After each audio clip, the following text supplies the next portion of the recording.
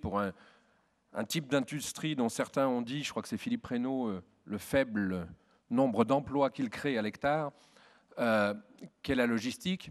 Mais contrairement à ce qu'a dit Madame Sangoire tout à l'heure, notre objectif à nous, élus régionaux, n'est pas de faire le bonheur des logisticiens, mais le bonheur des citoyens. Ce n'est pas tout à fait la même chose. Aujourd'hui, le vrai débat sur la logistique, et je ne vous parle pas là non plus de décision hors sol, mais bien d'un schéma de cohérence logistique de la région urbaine lyonnaise qui est en révision depuis bientôt 2 ans. Le débat sur la logistique, c'est les millions de mètres carrés actuels ne sont plus aux normes. Il faut massifier.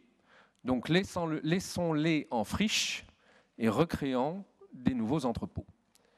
Le vrai débat, c'est est-ce qu'on laisse faire ça en détruisant des centaines d'hectares de terres agricoles et bien sûr d'espaces environnementaux, ou est-ce qu'au contraire, on se dit qu'il vaudrait mieux réutiliser, rénover ces friches industrielles, entre guillemets, que sont ces entrepôts logistiques construits depuis une trentaine d'années.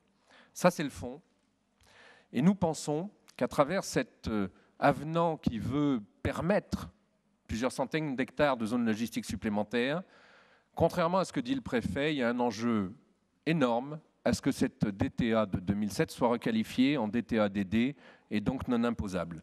Nous le croyons d'autant plus qu'un grand nombre de hauts fonctionnaires de l'État nous ont alertés sur cette crainte et que nous avons, malgré tous les propos rassurants du préfet Carenco en la matière, un petit goût de déjà-vu, une petite amertume dans la gorge, que ce soit au sujet du pôle métropolitain ou de la métropole, et de ses engagements au préfet Carenco sur les 2 syndicats mixtes de transport type SRU qui se chevauchent.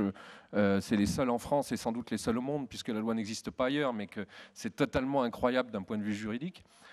Nous avons cette amertume, cette crainte que cette DTA ne soit plus opposable suite à cet avenant.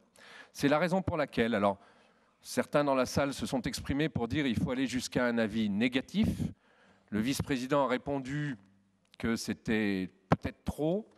Nous proposons un amendement pour émettre un avis très réservé, pour bien exprimer au préfet que nous craignons fortement que cette DTA devienne non opposable. Merci. Monsieur Solignac.